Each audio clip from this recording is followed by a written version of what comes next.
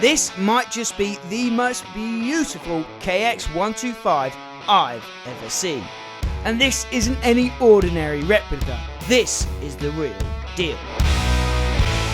In this video we are going to meet the owner and builder of this beauty. He's going to tell us what makes this bike special, and then we are going to watch and listen to this thing in action at the 2022 Vets MXDN. So we're here at Fox Hills and I'm with Chuck Davies, one of the UK's most prolific bike builders, bike restorers, and we're here with one of your creations, Chuck. Just tell us a little bit about this absolutely stunning KX125 we're looking at here. So yeah, it's a 1996 Kawasaki 125, a replica as close as I can get it to what the boys used back in the day. It's been a few years since we've raced at Farley. I got aged out of it with the age rules, so I won the Super Evo the last time we raced there, and then it's been 3 years since I've not been able to race. So yeah, finally old enough and back in, so we've had a bit of time to build something. But always loved this bike. It's they ran the chrome front end in Supercross, but outdoors they ran this full green bike. I think it was just one that obviously stands out, especially in this sort of weather. So yeah, I've always loved the look of it, and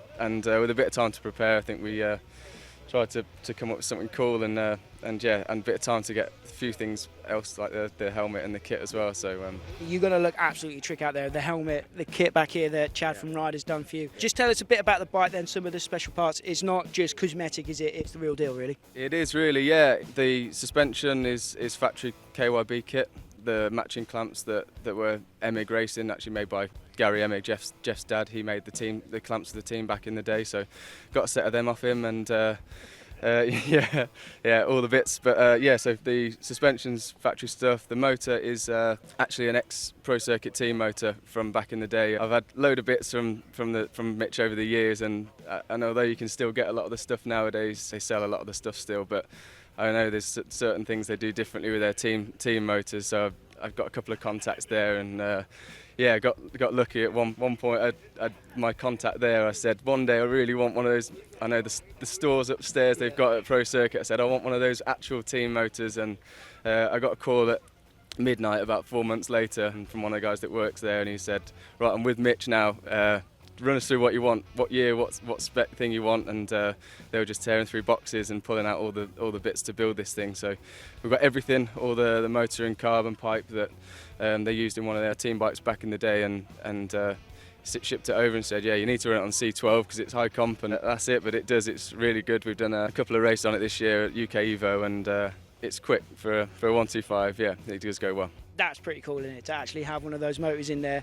The factory suspension, the trick stuff you got. You're racing obviously the Super Evo 125 class this weekend. I keep saying this to people, but if the bike sounds as good as it looks, we're in for a treat. But what are you aiming for results-wise this weekend on this bike? How you think it will suit Fox Hills this weekend? I think the bike suits Fox Hills down to the ground. I think it would be, there's no excuses with machinery, not there ever is with this, but always try and go and win. Whether it happens or not, it's another matter. But yeah, if we can get a couple of good starts, and like to try and be up the sharp end and give it its best shot. But yeah, I'd like to. It'd be nice to get it on the podium, wouldn't it? I think you'll have a bit of extra motivation when you've got people like Mike Brown who actually rode one of these things back in the day, watching you. That's going to be cool, isn't it, for you? Yeah, definitely. Yeah, and it's cool to have all these boys back over again, and Mike loves these old things too, and obviously he's back again. But yeah, Villa Poto, cool to have him over this year, and Dad and I had a chat with him yesterday, and he was just real. Like, the stories we'd heard about how chilled out he is and stuff now is absolutely true. We just caught him for a 5-minute chat, and we ended up talking to him for 20-25 minutes, and he was not rushing anywhere, and great to hear his stories and stuff about his racing days too. So yeah, it's cool to have him here and watching and stuff. So yeah, good. Right, we can't wait to see you rip, Chuck. Thanks, mate. I think you guys will agree that this is a very special looking KX125. But I reckon it's about time that we heard her sing.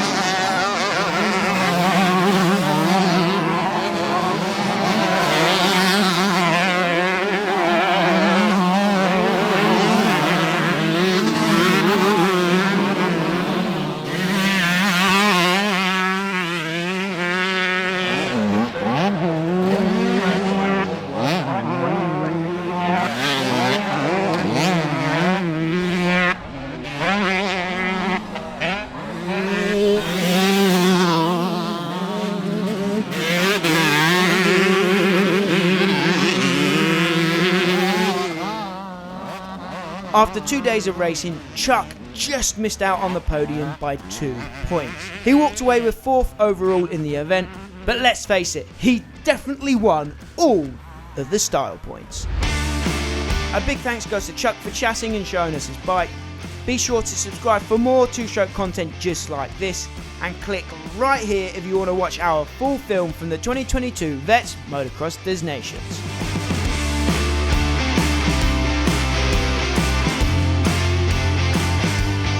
As always guys, my name is Max, this is 999 Laser. Until next time, I'll see you at the track.